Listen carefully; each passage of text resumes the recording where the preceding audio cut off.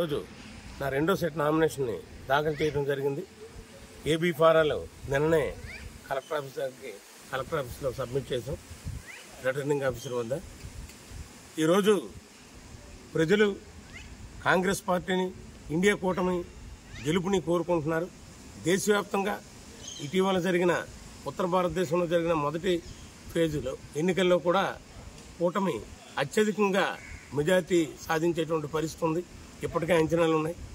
ఎందుకంటే ఓవైపు కార్పొరేటీకరణ, మరోవైపు మత్తత్వ శక్తులు విడివిడిగా ఉండేవి. ఇప్పుడు కార్పొరేట్ మత్తత్వ శక్తులు మొత్తంగా ఉమ్మడిగా ఏకమై దేశాన్ని దోపిడీ చేస్తున్నాయి. కాంగ్రెస్ పార్టీ స్వాతంత్ర పోరాటం చేసి, ఉద్యమాలు చేసి ఈ దేశానికి స్వాతంత్రం తెచ్చిన తర్వాత దేశాన్ని పునర్నిర్మాణం చేసి ఏమాత్రం ఉపాధి లేకుండా పేదరికంతో తలడిల్లుతూ పీల్చి పిప్పి చేసి, బ్రిటిష్ వాళ్ళు పీల్చి పిప్పి చేసినటువంటి భారతదేశాన్ని అద్భుతంగా నిర్మాణం చేసి అంతరిక్ష స్థాయిలో అభివృద్ధి చేసినటువంటి కాంగ్రెస్ పార్టీ పరిపాలనని మళ్ళీ ప్రజలు కోరుకుంటున్నారు. గత 10 సంవత్సరాలుగా చూశారు మోడీ పరిపాలనని. మతతత్వ శక్తులు, కార్పొరేట్లు ఏకమైతే ఈ దేశం ఏమవుద్దో చూశారు. మొత్తం విధ్వంసమైంది. దేశవ్యాప్తంగా మొత్తంగా ఈరోజు ఆకలి వినబడుతున్నాయి. అప్పుల ఊపిలో దేశం కూరుకుపోయింది. ప్రైవేటీకరణ పేరుతో ప్రభుత్వ ఆస్తులన్నీ ప్రైవేటు వ్యక్తులకు అమ్ముతున్నారు. అదానీ, అంబానీలు మాత్రమే ఈ దేశంలో బతకగలరు అన్నటువంటిది ప్రజలకు అర్థమైంది.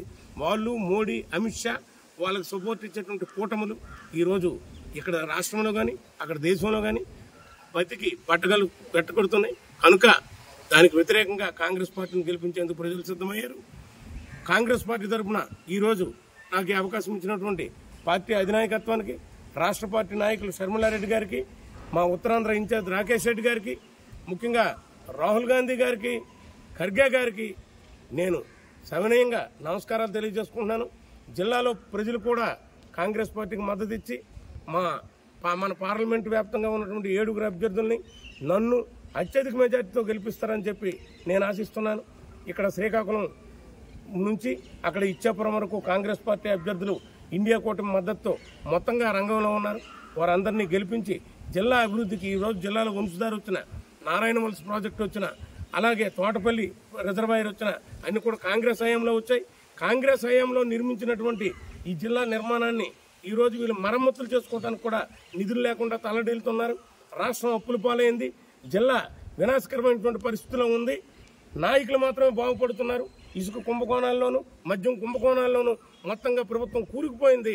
కనుక వీటన్నిటికీ వ్యతిరేకంగా ప్రజలందరూ సమీకరించబడి కాంగ్రెస్ పార్టీకి హస్తం గుర్తుపై ఓటు వేసి నన్ను, అలాగే తోటి నా అసెంబ్లీ సభ్యులను అందరినీ, కాంగ్రెస్ పార్టీ అభ్యర్థుల్ని, ఇండియా కూటమి బలపరిచిన అభ్యర్థులను గెలిపించాలని చెప్పి కమ్యూనిస్ట్ పార్టీలు మాకు మద్దతు ఇస్తున్నటువంటి ఉభయ కమ్యూనిస్ట్ పార్టీలు, లౌకిక తత్వంతో ఉన్నటువంటి ప్రజా సంఘాలు, భారత్ బచావో లాంటి ఉద్యమకారులు, అనేకమైనటువంటి హక్కుల సంఘాలు, వారందరికీ పేరు పేరున మాకు మద్దతు ఇస్తున్న వారందరికీ ధన్యవాదాలు తెలియజేసుకుంటాను.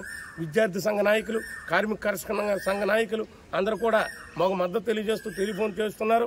వారందరూ కొన్ని మహిళా సంఘాలకు కూడా పేరు పేరున ధన్యవాదాలు తెలియజేసుకుంటూ ఈ ఎన్నికల్లో కృషి చేయాలని చెప్పి పిలుపునిస్తున్నాను. Thank you.